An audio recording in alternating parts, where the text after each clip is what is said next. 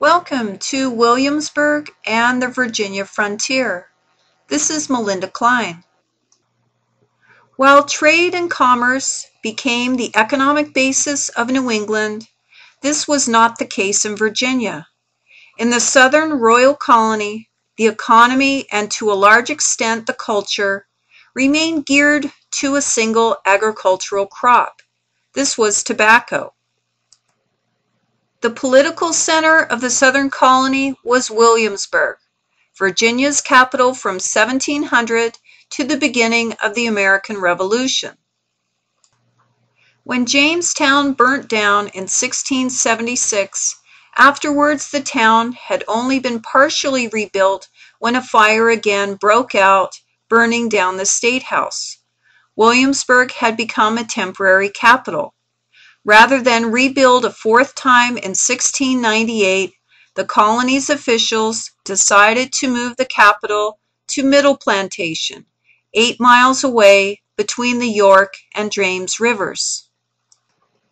Middle Plantation was nothing more than a few wooden buildings, a tavern, several stores, a church, and 2 mills, and a recently completed building for the College of William and Mary, founded in 1693. In time, Williamsburg, as the Virginia capital, would become a thriving economic, social, and political center. A governor's residence was completed in 1710, 5 years to build. However, Governor Spotswood, over the next 10 years, appropriated funds, bringing it to grandeur by 1720. Although the wealthy planters grumbled over the colonial tax money spent on such a magnificent structure, they were greatly impressed by its architecture, furnishings, and gardens. What they would do, well, wealthy planters decided to copy this style by improving their estates or build homes for their sons. In colonial Virginia, it would be the wealthy planter class that would dominate colonial politics. This we know as a plantocracy. Improved communication between Virginia and other colonies coincided with the establishment of the colony's first newspaper, the Virginia Gazette. Advertisements and stores in this newspaper tell much about life in Williamsburg during its golden age. Ads contain the latest furnishings for sale, expected trade goods such as table linens and teaspoons with high quality, among which sugar tongs, punch ladles, and soup tureens. The first theater in America was erected on the public green near the governor's palace, and it was an extremely popular institution.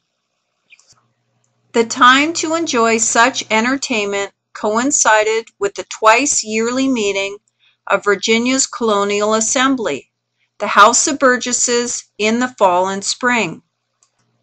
During these public times, residents of Williamsburg opened their homes graciously to house the many visitors. Planters with business traveled with their families. If they owned a townhouse in the capital, they opened it for the season for political meetings, dinners, and dancing. In Williamsburg, there were taverns, public houses, and also known as ordinaries. Included in activities would be horse races and then, of course, the fairs.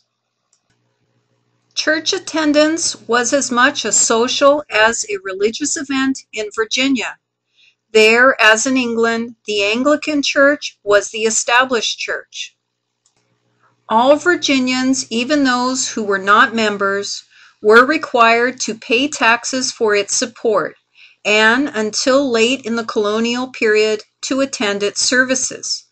Slaves were required to sit in separate seating, arrived at only by separate outside stairway.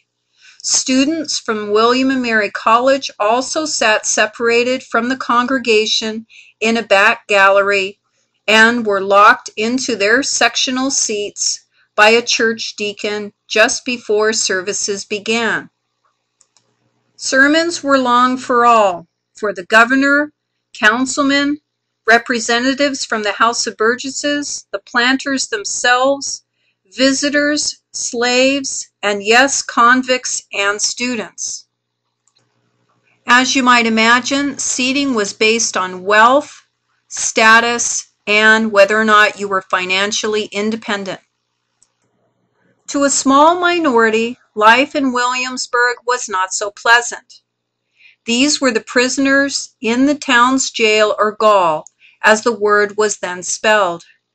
Persons awaiting trial and sentencing were held in jail until the general court convened. Usually there was 1 or 2 convicted felons awaiting execution of the death sentence for such crimes as murder, arson, piracy, forgery, and theft. Although justice in colonial Virginia was severe, punishments were carried out promptly. Extended sentencing of prisoners in jail was uncommon. A man felt guilty of a minor crime might be sentenced to sit in the stocks for a day, a woman for a few hours.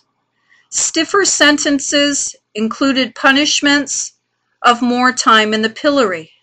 The stocks were of wooden framework in which prisoners' feet and sometimes hands were locked, forcing him to stay in a fixed position on public display.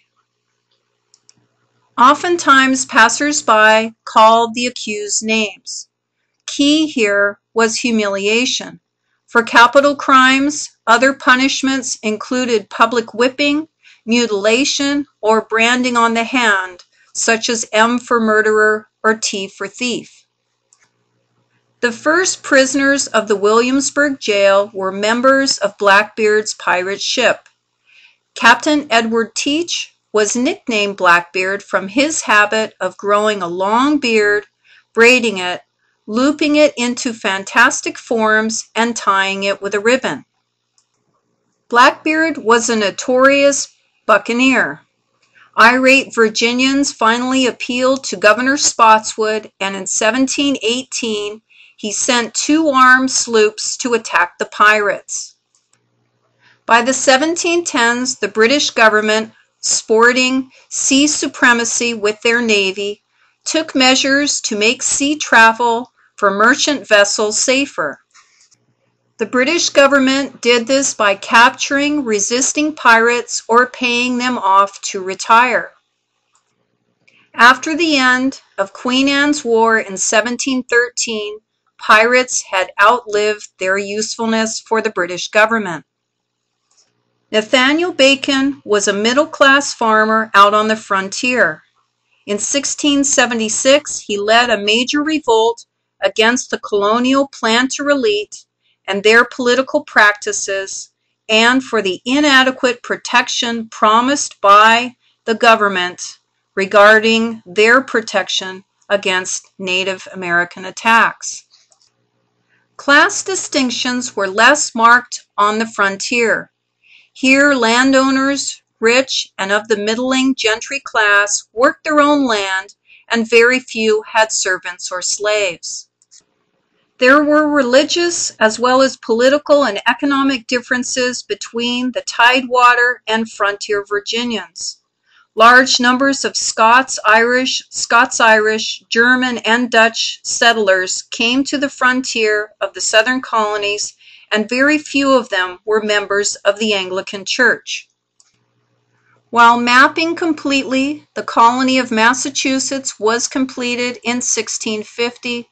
This came much later to Virginia, as it was not completed until almost a century later, even though this colony begun first.